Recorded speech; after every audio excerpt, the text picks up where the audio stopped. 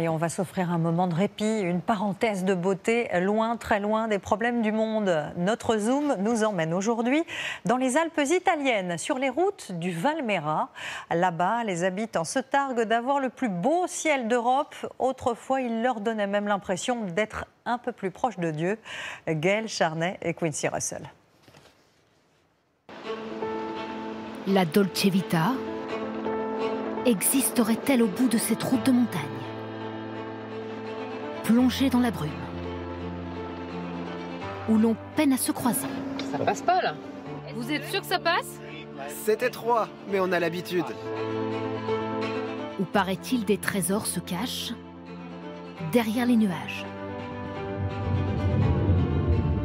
Et les portes qu'il suffirait de pousser. Alors allons-y. Ah, la clé, elle est ancienne tant que l'église. À l'ombre d'une façade à milieu de Rome, nous y voilà. La couleur jaillit. Chaque fois que je rentre ici dedans, ça me fait un effet, même si j'y suis venu plein de fois. Ici, c'était des paysans. Et donc, voilà, avec les images, beaucoup d'eux, on parle du Moyen-Âge, ils n'étaient pas capables à lire. Et donc, voilà, il fallait pouvoir communiquer avec eux, leur raconter des histoires à travers les fresques. Les marquis du Piémont auraient tapissé le Valmera de chefs-d'œuvre. À commencer par leur palais.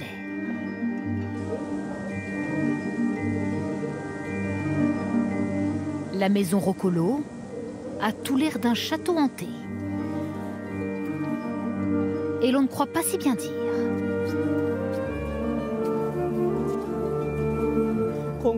Vous avez vu cet incroyable plafond gothique? Intéressant tout ça, mais le fantôme alors? Oui, on raconte que chaque été, le fantôme de Melania tourne autour de ce château. Vous l'avez vu?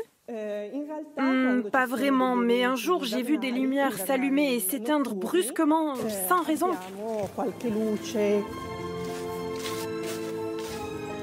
Melania, c'était la fille du marquis d'Azeglio. Morte très jeune, elle entrait les lieux depuis 1841.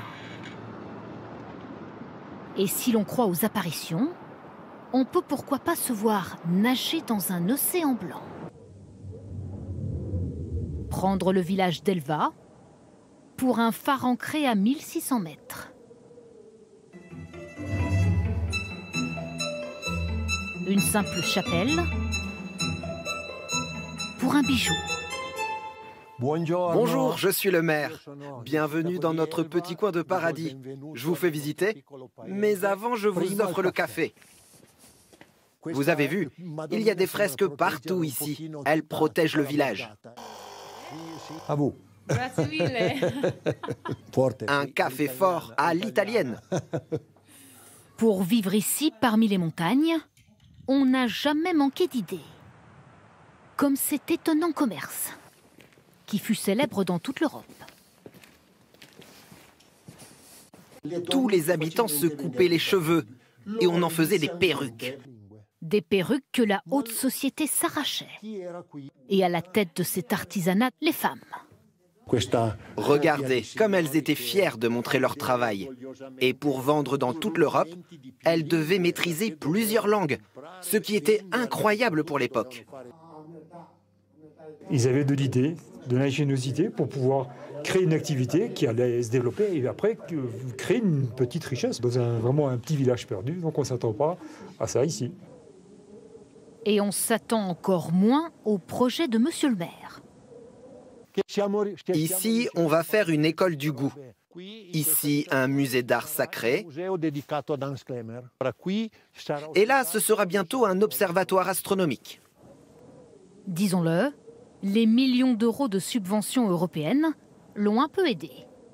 Nous avons l'une des plus belles églises de toute l'Italie. Alors pour nous, rien n'est impossible. Même au bout du monde, on est capable de prendre son destin en main.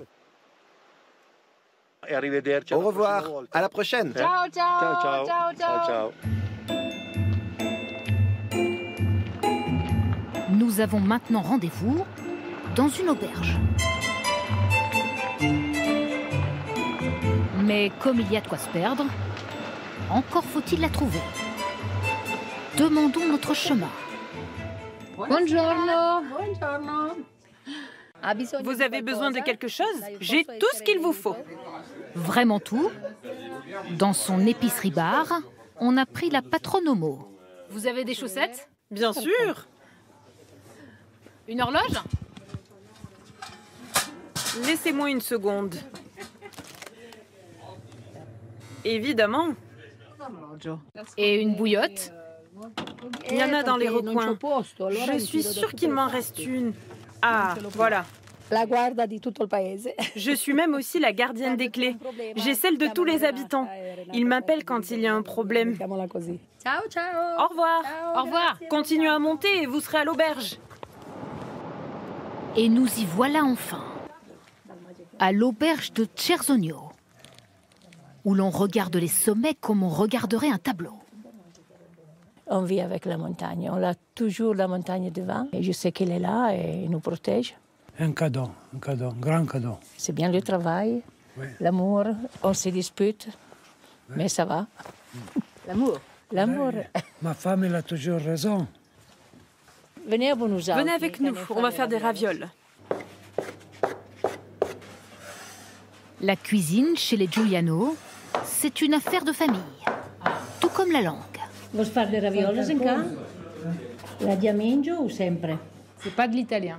C'est pas italien. C'est pas italien. C'est occitan. C'est l'histoire de la montagne ici, que c'était beaucoup plus à côté de la France que de Turin. C'est resté dans mon cœur. C'est moi qui le fais. La fierté d'une langue, d'un plat,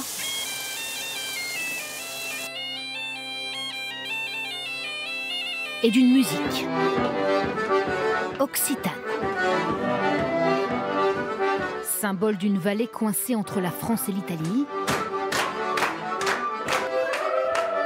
dont le cœur balance.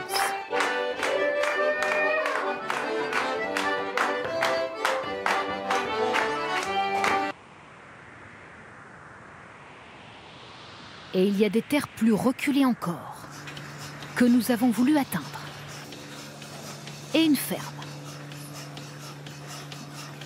Vous nous avez trouvés. Ça se voit que ça fait un peu tôt pour vous quand même. Nous, c'est notre passion de se lever à 5 heures du matin. C'est dur, mais on aime ça. Ainsi va la vie, dans la haute vallée de Castelmagno, connue dans toute l'Italie pour son fromage, que seules 2 familles fabriquent encore, comme les Viano, depuis 5 générations. Moi, je suis le spécialiste du Castelmagno, depuis 30 ans. Je suis perfectionniste. On dirait des spaghettis. C'est vrai, ce fromage a plus de 1000 ans. On est fiers d'en être les gardiens et qu'il existe encore. Demandez-leur s'ils se sentent seuls, à des heures de route d'un cinéma ou d'un hôpital. Il faut aimer la solitude pour vivre ici. Mais on aime ça. C'est un peu comme une île. Comme une île déserte, oui. Une île déserte, où il y aura toujours du fromage et du beurre de la ferme qui se dégustent avec du sucre. C'est bon. Molto. Ciao, ciao. Ciao, ciao. Au revoir. Ciao. Et depuis leur île, on peut apercevoir le Grand Nord. Je vous emmène faire un tour. Ce musher que nous avons croisé... Allez les chiens! A l'impression d'y être. C'est une petite vallée, mais qu'est-ce que c'est beau! Et froid en plus. Parfait pour les chiens de traîneau.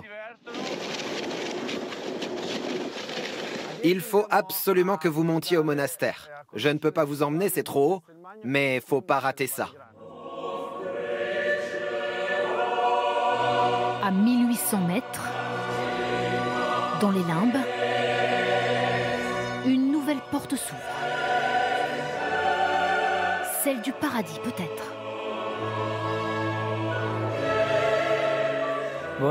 Bonjour, vous avez trouvé le chemin? Vous êtes arrivé dans la petite chapelle Sixtine du Piémont. À vrai dire, on n'y a pas vraiment cru. À cette altitude, regardez, c'est merveilleux, non? Et puis, le miracle s'est produit.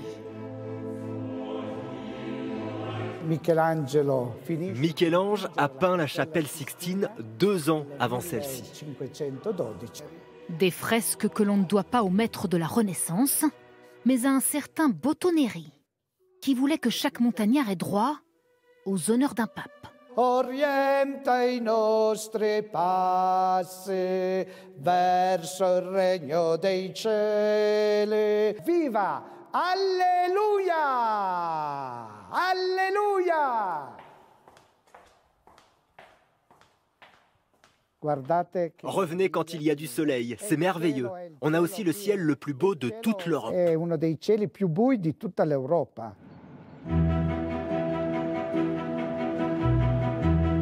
Le ciel le plus beau d'Europe, nous l'avons trouvé, au bout du Valmera, dans un horizon à la verticale. Le dernier village, un chapelet de maisons sous un rocher de granit. À Chiapera, il n'y a pas un chat, ou presque. Y a quelqu'un? Je suis la seule. Quella è la rocca provenzale. Ça, c'est le rocher provençal. Ça ressemble à une dent. C'est notre montagne. Et elle nous protège. Où sont-ils donc passés? Nous les avons retrouvés. Au bout d'une piste enneigée. On est à la plage. Vamos a la playa.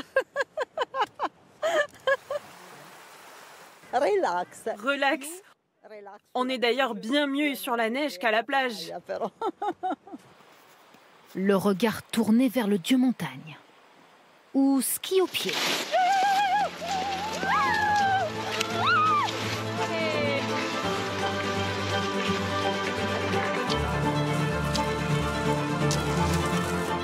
Ça te plaît? Oui, beaucoup. C'est sûr. La Dolce Vita est bien là.